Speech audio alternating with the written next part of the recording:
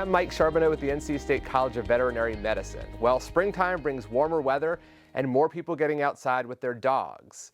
Dr. Steve Marks is Associate Dean and Director of Veterinary Medicine with the NC State Veterinary Hospital, and he's here with some important safety tips for this time of year.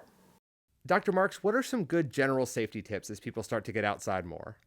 So I think as soon as you start taking pets outside, you should think about their overall health.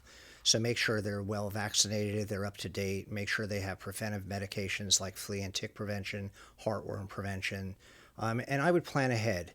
Make sure your leashes are intact to make sure they're not torn or damaged. Make sure your collars on the pets are intact. It's very important to have ID on the tags, and microchipping is really invaluable. So just think about all the things that could happen, both good and bad, and make sure you're prepared. And as people are starting to do more yard work and gardening this time of year, what are some of the potential hazards they need to be aware of in their own yard? Yeah, so I think you have to be very precautious and take a lot of care in what the pets are exposed to. So if people have insecticides out, they have herbicides out, you have to be very careful about animals being exposed to that. And then there's certain ornamental plants that actually can be poisonous. So know the plants in your area, know the plants in your yard, and keep your pets away from anything that could cause harm.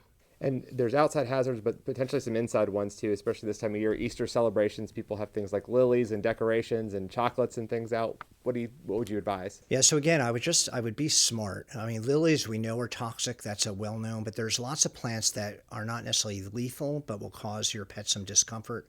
So I'd put plants out of pets' reach. Cats can be a little bit more challenging because, as we know, cats are really smart and they can get anywhere. Chocolates are toxic. Most people know about the household poisons, but there's some that you just have to be conscious of. Make sure they can't get under a counter, to cleaners.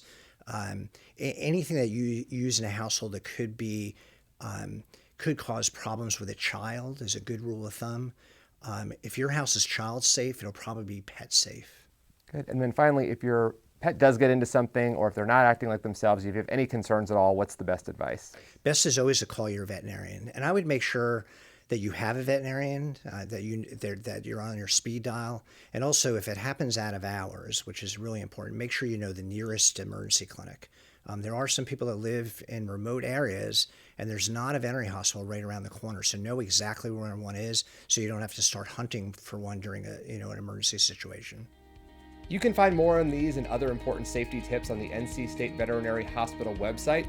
Visit go.ncsu.edu/pet safety.